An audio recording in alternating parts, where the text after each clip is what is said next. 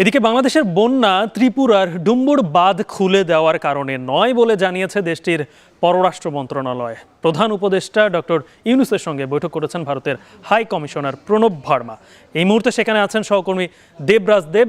আমার সঙ্গে ইতিমধ্যেই তিনি সরাসরি যুক্ত হয়েছেন। দেবরাজ, নিশ্চয়ই আপনি আমার কথা শুনতে পাচ্ছেন। ডুম্বুর বাঁধ এই বন্যার জন্য দায়ী নয়, এটা ভারত থেকে বলা হচ্ছে, কিন্তু ঘটনা যে এরকম ঘটতে পারে এই ব্যাপারে কি কোনো পূর্বাভাস বাংলাদেশকে দেওয়া হয়েছিল? কি বললেন হাই কমিশনার প্রণব ভার্মা?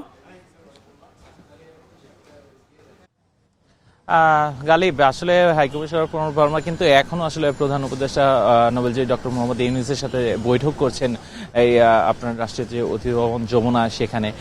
তো এইখানে কিন্তু কিছুক্ষণ আগে আপনার উপদেষ্টা পরিষদের যে বৈঠকটি হয়েছে সেই বৈঠক শেষে যে বন পরিবেশ উপদেষ্টা ডক্টর সৈয়দা রিজওয়ানা তিনি কিন্তু আমাদের জানিয়েছেন যে তারা আসলে উপদেষ্টা পরিষদের তরফ থেকে কিন্তু প্রধান উপদেষ্টা ভারতীয় হাইকমিশনের কাছে জানতে চাইবে। আপনি বলছিলেন যে ভারতের পররাষ্ট্র অধিদপ্তর কিন্তু ইতিমধ্যে জানিয়েছে যে এই বাঁধের কারণে কিন্তু ডুমরু বাঁধের কারণে কিন্তু আসলে যে বন্যা পরিস্থিতির অবনতি সেটি হওয়ার কিন্তু পরিস্থিতি নেই। তবে সেই ব্যাপারে তারা জানতে চাবে আসলে সেই কারণটা আসলে কতটা তাদের কাছে যুক্তিযুক্ত, সেই ব্যাপারটা নিয়ে কিন্তু সেখানে আলোচনা হওয়ার কথা রয়েছে এবং আলোচনা আর কিছুক্ষণ পরেই হয়তো শেষ হয়ে যাবে এবং তারপরে হয়তো আমরা সেই ব্যাপারে আসলে খোলাখুলি যে কথাগুলো হয়েছে সেগুলো কিন্তু আমরা জানতে পারবো, এমনটাই মনে করছি। এছাড়া কিন্তু উপদেষ্টা পরিষদের আরেকজন উপদেষ্টা যিনি হচ্ছেন নাহিদ ইসলাম, তিনি কিন্তু গণমাধ্যমে কিন্তু যেটা বলেছেন যে আসলে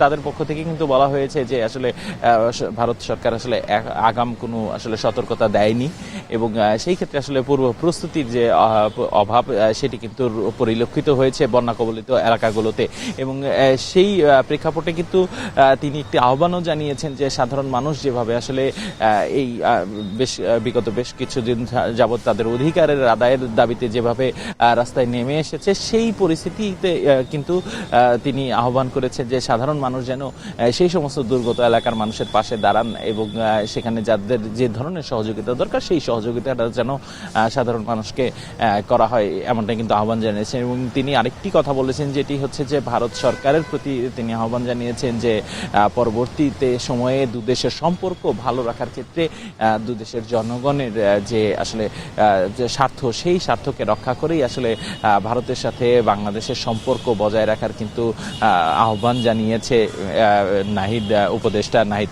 তো আমার কাছে এই মুহূর্তে সর্বশেষ এই তথ্য ছিল, আর হয়তো কিছুক্ষণ পরেই রাষ্ট্রদূতের সাথে বৈঠক শেষে আমরা হয়তো জানতে পারবো যে আলোচনার আসলে মুখ্য যে বিষয়গুলো এবং ভারতের যে উত্তর সেই উত্তরটা আমরা জানতে পারবো। গালিব, বাংলাদেশে ভারত যৌথ নদীর 50টির উপরে নদীর উপরে রয়েছে ভারতে বাঁধ এবং বিভিন্ন সময় বন্যা যখনই হয় তখন এই বিষয়গুলো প্রশ্ন উঠে। এই বিষয় নিয়েই ভারতীয় হাই কমিশনার প্রণব সাহা দেখা করেছেন প্রধান উপদেষ্টা ডক্টর মোহাম্মদ ইউনূসের সঙ্গে। তার বিস্তারিত জানাচ্ছিলেন আমাদের সহকর্মী দেবরাজ দেব।